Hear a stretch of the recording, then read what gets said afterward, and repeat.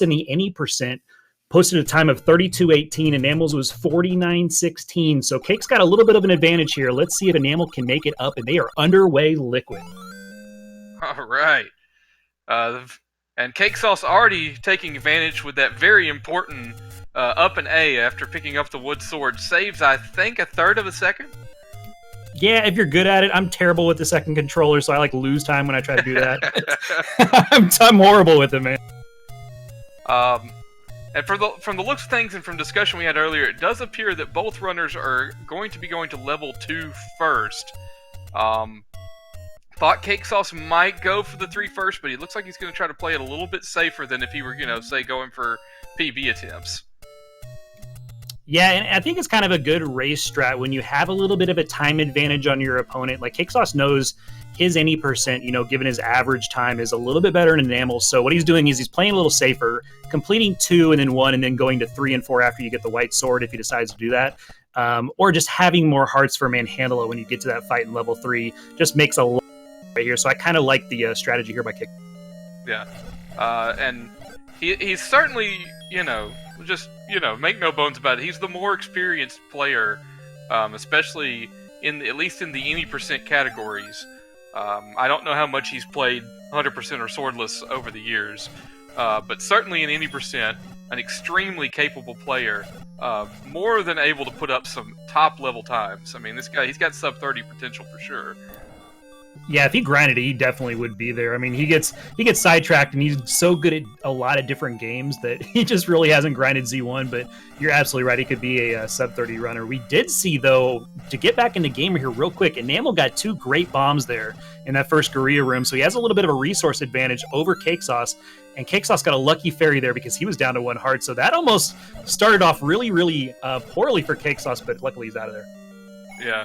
That can be a little tricky, that first little stretch of level 2, if you're not getting the drops that you need and you kind of rush through it. Like I said, it could spell doom for your run early, and then he'd be in scrambling mode. But making short work of this level 2. Yeah, when you come through here 3 first, usually you have 8 or 9 hearts, and you're like not worried about life. You're just trying to go as fast as possible. When you go 2 first after not having done it for a while, and all of a sudden you get hit with a boomerang, and you're like, crap, those do 1 heart of damage. You've got to pump the brakes a little bit, which is what happened to CakeSauc there. But he is at a 2 first. Let's see where he goes after this. And Enamel, unfortunately, not getting the Dodongo smoke. He's going to leave with 6 bombs. CakeSauc probably going to come up here, pick up a little bit of money, pick up a little bit of life, pick up a white sword, and then I would expect him to go back to start. Yeah, let's talk a little bit about the any percent category here. So this is basically you put the game in, you turn the power on, and you beat it as fast as possible. You can do anything you want to the game. And unlike a lot of games, like, there's Zips and Mega Man and stuff like that, and a lot of different games, there's really no major glitches. You can't just get into level 9. You have to still get all 8 Triforces. So there's not a lot going on with the any percent that really breaks the game. So your skill in combat really have to win over, but you can use any route, anything you want to do here. It's any percent. Yeah, which also means there's no convoluted rules about what to do in the event of a death or anything like that, because it's just, like I say, beat the game. However, by any means necessary. Yep, first person to stand next to Zelda, and this one wins. It's the easiest one for us to call because we don't have to give you all the crazy rules. After this, we're going to have quite a mouthful of stuff to tell you. This is the easiest. Yeah, and they probably shouldn't have put 2 magical shield purists on a 100% race together. That's right. I can't wait to get there. I'm glad you prefaced it. You guys wait 30 minutes. I can't wait to get into this discussion. It's going to be fantastic. Yeah, we would both like to see an endless supply of rupee farming, I guess. I guess. All right, we do see CakeSauc now. He grabbed the heart that was down there by the white sword to be able to get the white sword. Going into level 3 now with a lot better resources than if you just come here first. Going to 3 first, which if you see, Lack Attack, or you see, Sir, or the big dogs in this game, they go to 3 first because it's faster. The overworld routing is faster, and you get through the dungeons in a quicker amount of time. But it's very, very difficult because you've got this boss at the end of level 3 called Manhandla. Tell us a little bit about Manhandla. Well, he's got, 4 flailing arms that you can, that are most easily killed with bombs, and you don't have a whole lot to go on as far as predicting what he's going to do as far as movement. Yeah, he's a wild one. You do a lot in this game to kind of mitigate the RNG, and you make your own luck type of thing. That's what we always say with Z1, but you really can't with that guy. There's a couple patterns that you can see, but he flies off the rails sometimes. When you walk in there with a wood sword and just bombs and 3 hearts, it's a very difficult fight, and it's not that race safe. Yeah. There's really no backup in that situation if the bombs don't work out for you. At least with the white sword and a couple extra hearts, you can try to attack him with the sword if need be. Yeah, so speaking of race safe, you saw CakeSauc3 there trying to reload his bombs because he knows he's walking into that fight right now, and you want as many bombs as possible. Currently, he's going to have 3 unless he clears out that first room, so let's see what he decides to do here. He's going to spend a little more time in 3 getting some resources, or if he's just going to go straight to...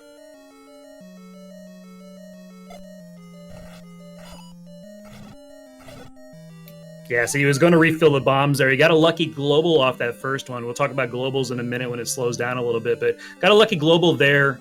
He's going in the manhandler now with 7 bombs. This is going to be a really good chance here for CakeSauc3. Let's see if he makes it out.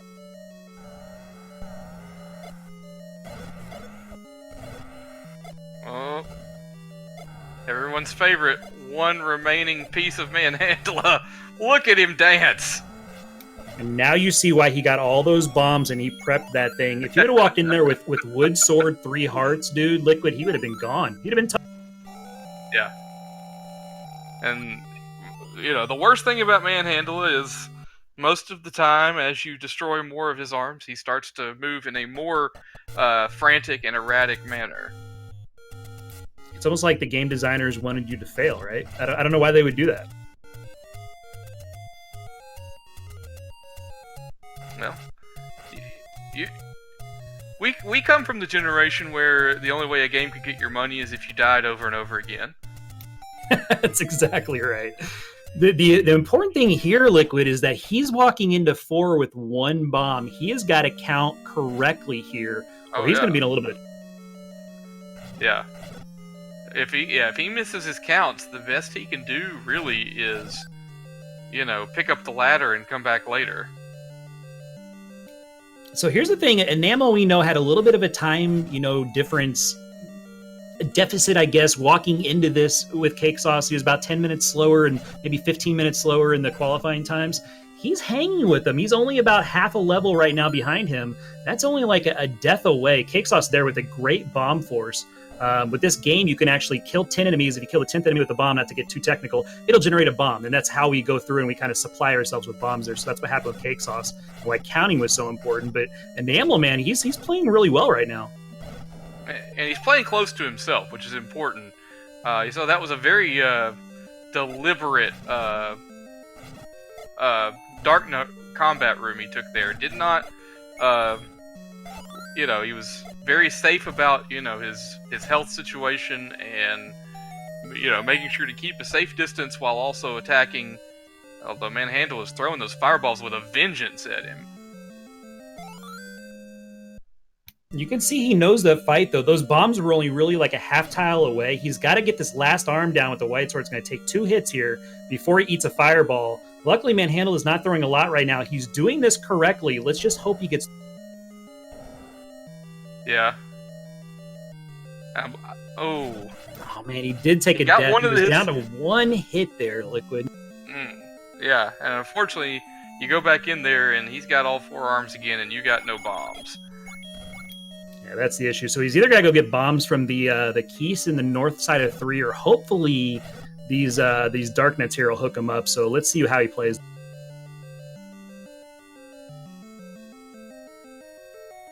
Meanwhile, CakeSauc3 is breezing through 4. You see kind of what makes CakeSauc3 so good is that we haven't really looked over there or talked too much because everything's been kind of effortless. His counts are high. I mean, he's at 97 rupees now because he got a lot of rupees earlier, but his bombs are back refilled at 7. He's trying to force here. If he gets 3 hits on Gleeok without taking another hit, he's going to get a bomb. Great bomb force on Gleeok. Good fight there from CakeSauc3.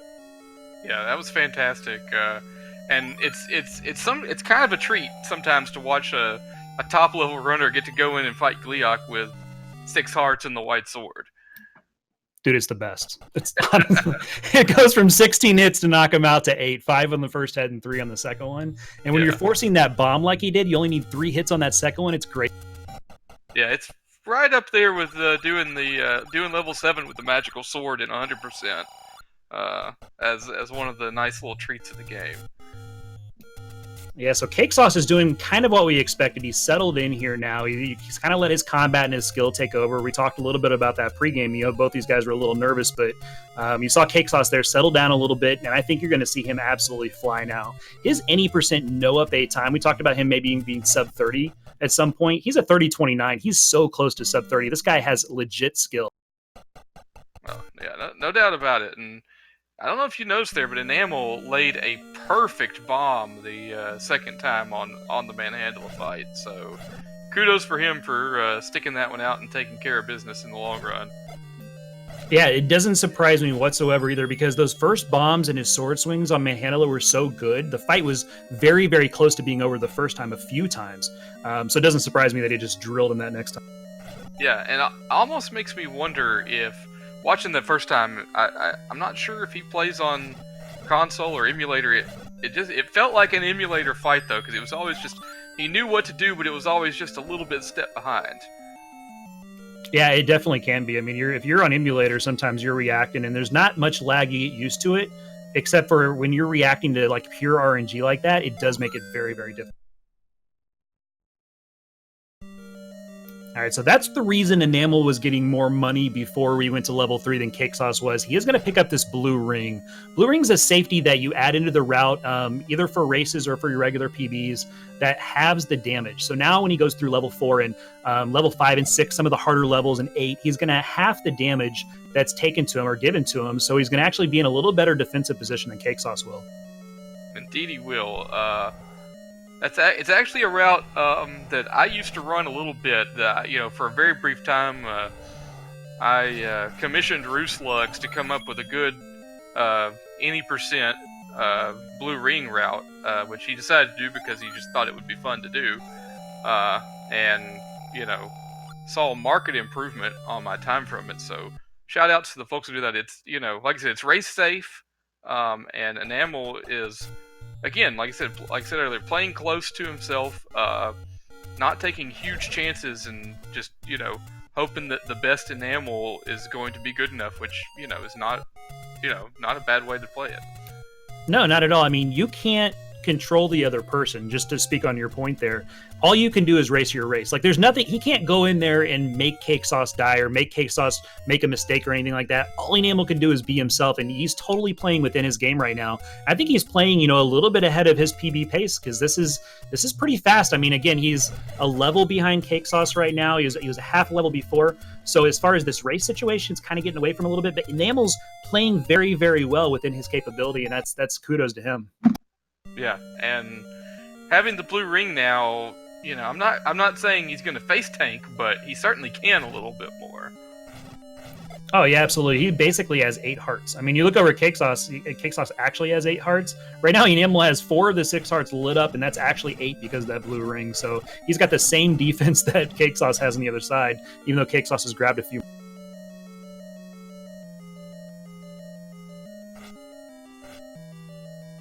Alright, so the all-important ladder, it's going to allow them to go into level 5. Like you see, CakeSauc is going to make use of the ladder, the reason we route 4 in before 5, plus it's over by 3 anyway. You need that ladder to finish up level 5 and grab this recorder, which opens up basically the rest of the game for you. So let's see how CakeSauc does in a very important room here called the recorder. Yeah. One of the absolute, no matter what route you're running, what category you're running, this is one of the choke points of the run. And CakeSauc came in there with fewer bombs than he probably would have liked, and was just shy of a 10 count, as you can see by that 5 ruby that dropped. Yeah, unfortunately for him, the bombs that did hit, they all hit kind of ones that hadn't been hit yet, the darkness that hadn't been hit. So he never really finished off any of them with the bombs, so he couldn't generate 4 more bombs of bomb pack there. So he did a lot of damage in there with them, but unfortunately he's leaving there with no bombs. So it's going to make 5 a little more tricky, but that white sword's going to help clean up the rest of this. Yeah, and also, to help him a little bit there, he is not doing an up and A after the recorder.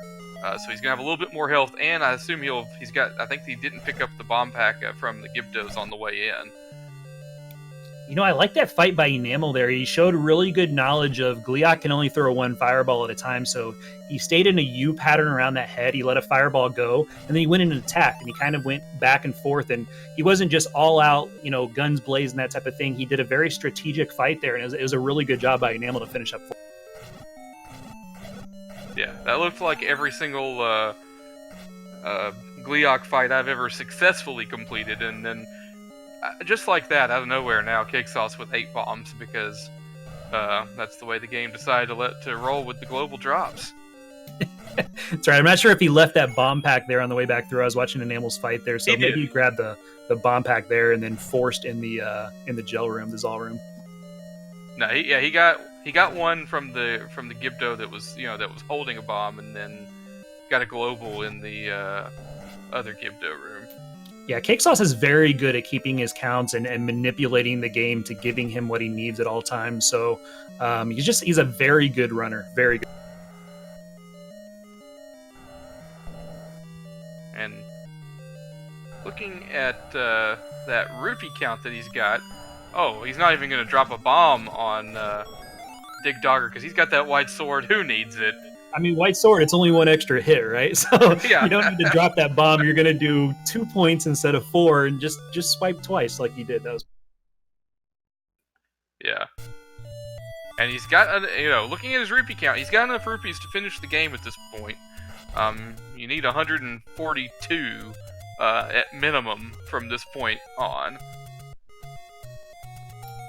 Yeah, absolutely. And I don't know if he's doing kind of a Root Quarter route here. Is he going to go to 7 next and then pick up the 2 hearts on the coast and Root Quarter? I think he might be doing that. So kind of a blend of... I've never seen this route completely done like this 2 first. So this is kind of news to me. But that's exactly what he's doing. He's setting up a Root Quarter, which we'll talk about.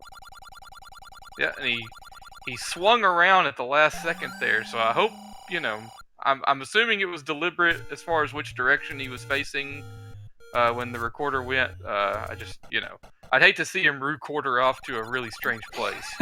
I would love to see that. Are you kidding me? I always want to see these guys doing crazy things. I mean, the purist in you, yeah, you don't want to see that, but come on, man.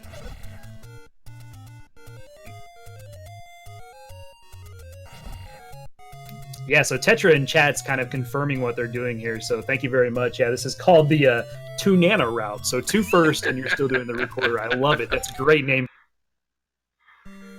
It's amazing how we can just take one name for something in this game and then just build upon it from there. All right, CakeSauc in a very important level here, level 7. It's kind of, I call this scripted because... there's certain Gorillaz you look for all the way through this. You can get through this entire level 7 completely damageless. It's very difficult to do, but you're going to see the same patterns all the time. It's just how you react to those patterns and when they throw the boomerangs and stuff. You just have to know what to look for. CakeSauc is very, very good at level 7. He's taking a little damage early here, but I think he's kind of turned on the jets and he wants to get this 80% run over with.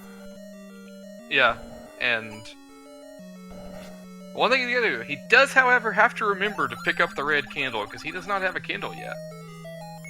Yeah, that's a staple of this route, is you get the red candle instead of the blue. You use your money for the meat and potatoes and everything like that, but you don't get the candle. So he should stop off. If he doesn't, like you said, he's going to have some problems.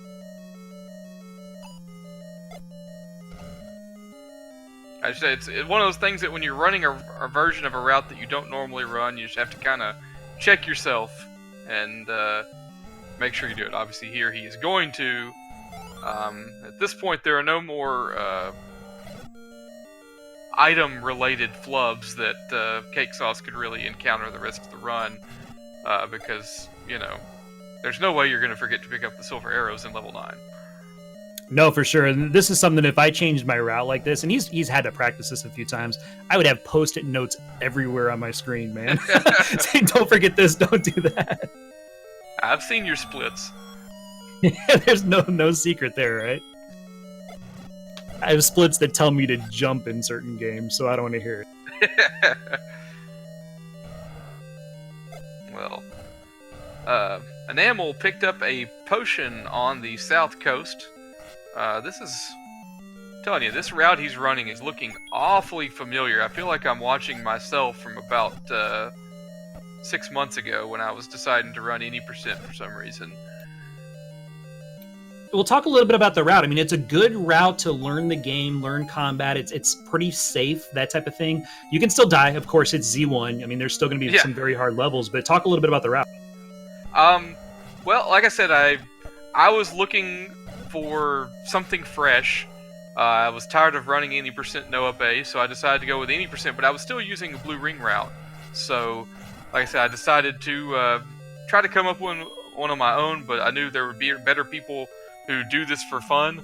So I hit up Rooslugs, who was more than happy to come up with a route for me, and it's very much like the standard 2 first blue ring route you see in the no up A category, but added dangers as Enamel skips that heart for the time being. I guess he's getting the Zora in the place he wanted, but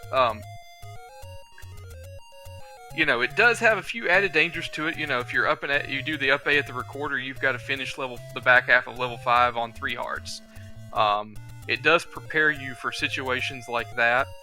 And to me, I think it's a good stepping stone. I think it might be a better stepping stone to a ringless route than the one in Noah Bay is.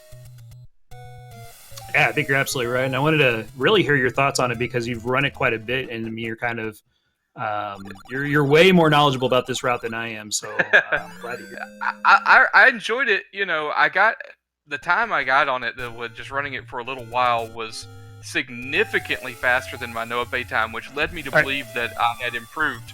Let me pause you real quick. So what you're seeing right now is you're seeing something that we discovered this last year. I didn't do it. Rooslugs actually discovered it. So basically what's happening there real quick, you're like, okay, how did he end up in the graveyard? He was just on the coast.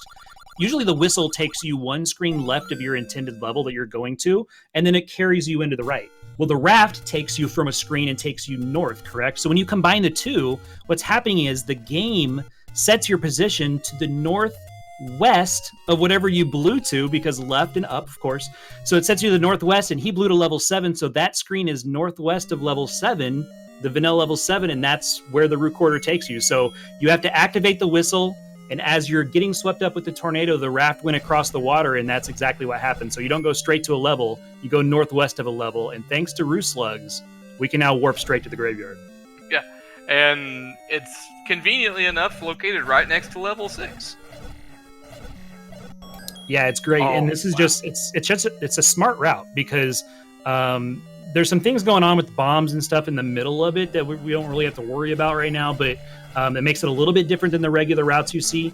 But it's just such a smart route because the overworld is a little bit easier. There's less scrolls that you have to do. You don't have to do that Deadwood scroll, a couple times. It's just it's very smart, and it's very well paced as far as your overworld. Yeah, and CakeSauc3 is making a mockery of level 6 so far.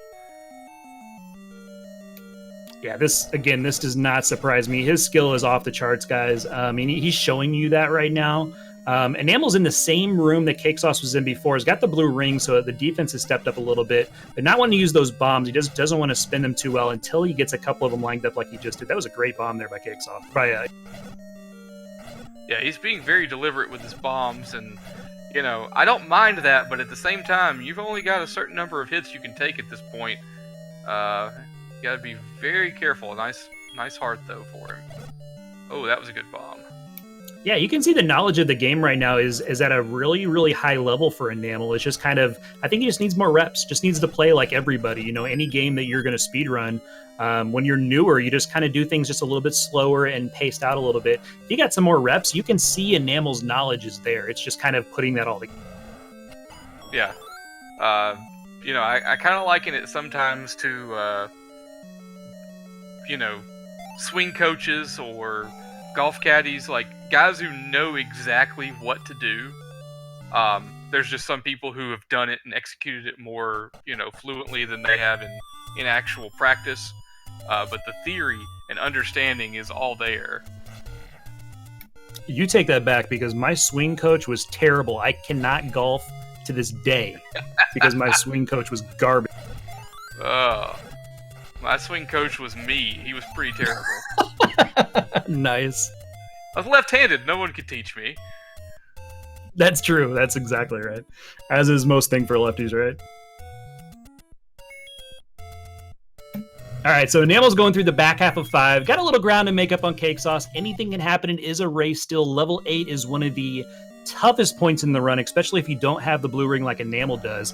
Cake Sauce has got to go through a couple things called the Blue Lagoons here, and he's going to do it 1 heart down already. What are these Blue Lagoons like when you get in there and start fighting? Man. The best thing you can do is eliminate 1 or 2 of the enemies super fast, like Cake Sauce did, because the less there is on screen, the better the more fluidly things move, and the less stuff you got to look out for. But really, what Cake Sauce really needs to worry about here at this point is level 9. I mean, nothing short of level 9 is going to stop him from taking a 1-0 lead in this race, in this matchup. But a death in 9, all of a sudden you've got to go back into level 9 and with just 3 hearts, and then you've got a decision to make. Are you searching for heart refills? Are you searching for potions? Are you Leroy Jenkinsing it back in there with your 3 hearts? So that to me is going to be the story the rest of the way here, is if Cake Sauce can successfully traverse his way through level 9 the first time, because otherwise that lead starts to diminish real quick if you don't get through that the first time. He took a bunny bop there, was a little bit unfortunate. He had a pretty clean 8 before that, but this is a fantastic Gleeok fight. He's going to go ahead and leave that heart because I have a feeling, Liquid Husband, he's going to go get that potion before. At this point, he's not on any sort of PB pace, and he has a comfortable lead. There's no reason why he shouldn't, other than if he's just trying to prove something to himself. Yeah, this is just a straight-up race strat right here. So there's a potion, luckily. You have to whistle to 1 anyway. The 1 is the closest level to 9 when you're walking, trying to get there at the end of the game. So we always whistle to 1. And luckily there's a potion or a heart just south, which Cake Sauce is walking us to right now. You do not want to be like BT, though. What happened to BT? He apparently, at some point in time in a race, just out of sheer muscle memory, picked up the heart container instead of the potion, which, is a good strategy in certain situations, but when you're at the end of the game and looking to have a way to triple your life resources, 1 heart container is probably not the best way to go about doing that. Yeah, so if you ever heard of this as the BT to talk to or refer to it, that's exactly what they're talking about. That heart that potion that Cake Sauce just picked up, if you go there looking for a potion but you grab the heart, you've wasted 30 seconds and done nothing for your level 9. Yeah, and it was so embarrassing to BT, in fact, that he did not join this tournament, and rumors of him being the person in the tournament whose name is Rack Attack 69 are greatly exaggerated from what I hear. It is his brother, right? Actually, his brother from Utah? Yeah. I think that's the case. All right, so Cake Sauce does have 4 keys here, so he came very prepared for level 9. I'm not sure the extra key that he picked up. You only need 3, and you can get one in that foyer, so Cake Sauce was very, very overprepared. This is probably just because he's running the 2 first route and picked up a key that he usually doesn't get the chance to pick up during it. But he's in level 9. Let's see if he can make a clean go of it.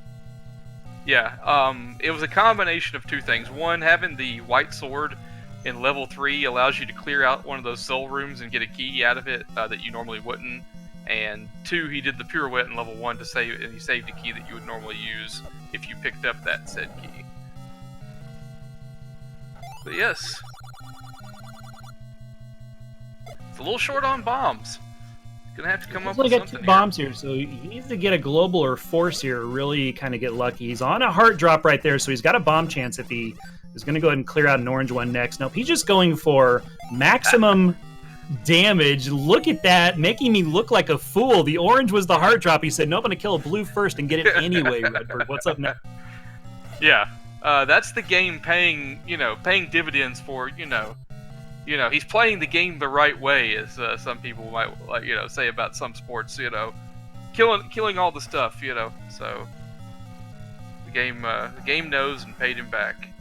could tell you where we were on the drop table, but y'all call me a nerd anyway and laugh at me. So Patra 2 not playing nice here, not letting him through. He's probably just going to kill him and kind of prevent the rest of the damage. Yeah. Oh, yeah, because now coming back, that's 2 hearts you really don't want to give Patra to try to skip through him on the way back. So probably be best advised, yeah, to just go ahead and take him out. Well, the nice thing here is he has a potion. He could use the potion right before the reverse C room and make it a very, very fast, easy clear. Let's see if he waits for damage or if he uses it right away. Yeah, and as long as he picks up the silver arrows in here, that's really all he needs to worry about. You know, he has to go back to, if he died or something and had to go back to the start of 9, wouldn't be the worst thing in the world. Because he doesn't have to go back through this path again, at least. No, and that was a very clean room. He had an unfortunate bubble in the southwest kind of knocking him off that second row. He wanted to kind of hang out there. It knocked him down to the bottom one, but he didn't let that deter him. He went ahead and took him out with bombs and the swords to clean up at the end. So he did a damageless room there. As long as he reverse clips here, he should be home first. First try every time. Only when it doesn't matter. If you're green, you never hit that clip. I guarantee it. Some of us don't even try it. Right. All right, so CakeSauc3 making quick work of the back half of this 9, having a very, very good back half here. Usually it's 2 minutes from the silvers to finish, so he should finish right around a 32-30 right in there, or 33 if he's going to play it a little bit safer in this room. Surprised he hasn't used the potion yet, just to be careful here in the back, but this is very, very good work by CakeSauc3. Yeah, it's never a good feeling to have 3.5 hearts going into a room with a red Wizrobe. No, you think they do 4, so you got to be extremely careful, like you said. And you're just taking this ride here, and this room can just be extremely frustrating. But he does get the free switch here. Maybe he's been planning this all along. He saves the menu by using his last bomb. We're gonna say this was planned from the start of level 9. Great work by CakeSauc3. Yeah, including that global pickup in the next room. And I like Even this play sitting because... on a Patra baby right now. CakeSauc3, what are you doing? I was going to say I like this play, you know, even if he had a decent amount of hearts, to go ahead and use the potion, because, man, you know, taking care of those Patras from a distance is a good feeling with the beams. Absolutely. All right, we do have the Ganon fight here. Just 4 hits with the wood sword, with the magical sword. I'm so used to low percent. 4 hits with the magical sword is going to take him out. He's got a pretty good pattern here. Right side, though, he's able to track him down. Great knowledge of the Ganon fight right here. You're seeing on display from CakeSauc3. Cleaning him up with the silver arrow, and he's going to have a pretty good time here. So he's got 5 hearts to make it to Zelda from here. And he does. Official time on the clock according to SRL, 32 minutes, 55 seconds. And with that, Enamel says, you know what, level 6, it really isn't that fun after all. I mean, he's going to have to do it again in 100%. So he's like, let's just do it once tonight and not twice.